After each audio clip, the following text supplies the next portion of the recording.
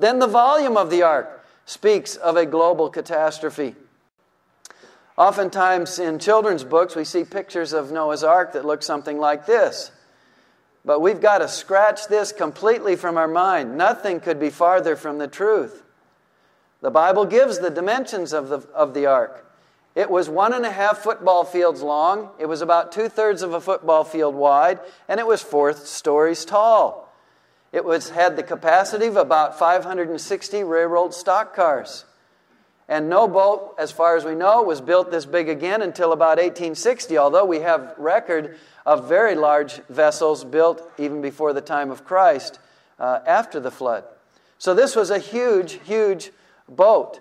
And many people will scoff and say, well, there's no way you could fit all of the animals onto the ark. And when they say this, it just shows that they've never done the very simple mathematics. So let's do a little of it to see just how ridiculous this really was or was not. How many animals were on the ark? Well, we have a few facts to take into account from the Genesis record. It tells us that Noah was to take 2 of each kind and 7 of the clean animals. Now, the word kind is very important. It is not the word species. It is not the word genus or family. It's not one of our modern taxonomical terms, but it is the biblical word kind. It's the same word that's used in Genesis 1 where God created the different plants and animals after their kinds. So he used to take 2 of every kind. Well, how big of a category is this biologically? We don't know for sure the genetic boundaries of the Genesis kind, but we have good reasons to think that the original kind was of the dog kind, involved wolves, had the genetic information for wolves, coyotes, dingoes, jackals, and all the varieties of domestic dogs. So when Noah took 2 of the dogs onto the ark, he didn't have to take 2 poodles, 2 Great Danes, 2 Dachshunds. He took 2 of the dog kind that had the genetic information for producing all of this variety after the flood. So kind was certainly not a smaller category than modern species. But for this examination of this question, we're going to make it as hard as we can for Noah. We're going to say he has to take 2 of every species onto the ark. Well, how many species are there? Well, in classifications, we have mammals. There are approximately 3,700 species of mammals, so we'll put all of those on the ark. Now, he wouldn't take all of them on the ark because some mammals live in the ocean, like dolphins, and they're not bothered by floods. They live in the water all the time. Birds, 8,600 species. We'll put all of those on the ark. But some of the birds could have survived outside. Ducks live on the water, and so they potentially could have survived, but we'll put them all on the ark to make it as difficult for Noah as we can. Reptiles, 6,300 reptiles. We'll put them all on the ark. Amphibians, they spent a lot of time in the water, 2,500 species of amphibians. We'll put them all on the ark.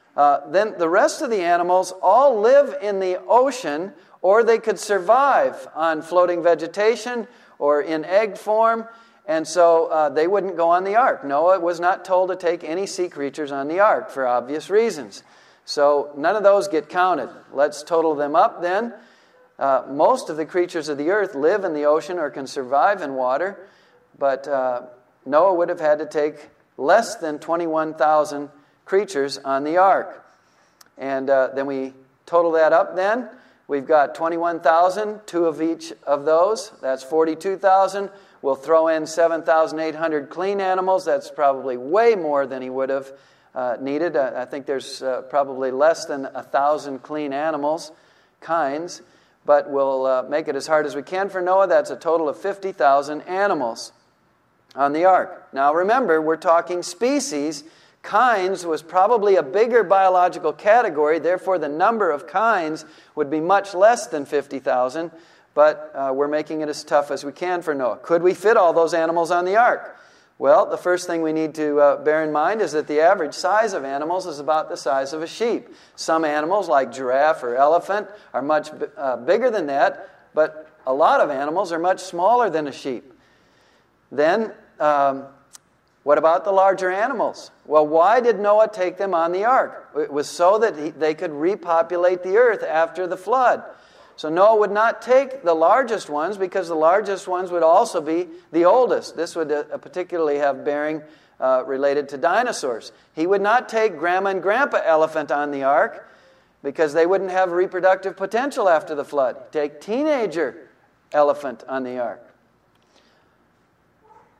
Then the size of the ark is given here in feet. It was given in the Bible in cubits, which is the distance from the tip of the elbow to the top of the hand, roughly 1.5 feet. And so we have the cubic feet. There were 3 levels. That's about capacity of about 560 railroad stock cars. One car holds 240 sheep. And you say, now wait a minute, Terry.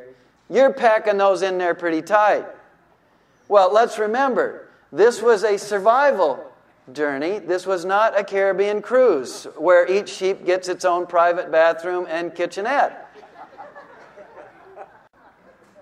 Okay, well, we have 50,000 animals at 240 per stock car. That comes out to 208 stock cars, which is only 36% of the ark's capacity, leaving plenty of room for the plant matter that was also taken on the ark at God's command as food for Noah and his family.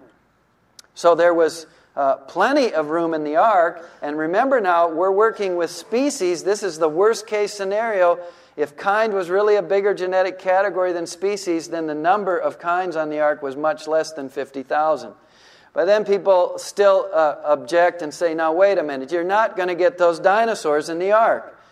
Well, there are several factors to consider here. First of all, many of the dinosaurs were much smaller, even at their full size, than a sheep.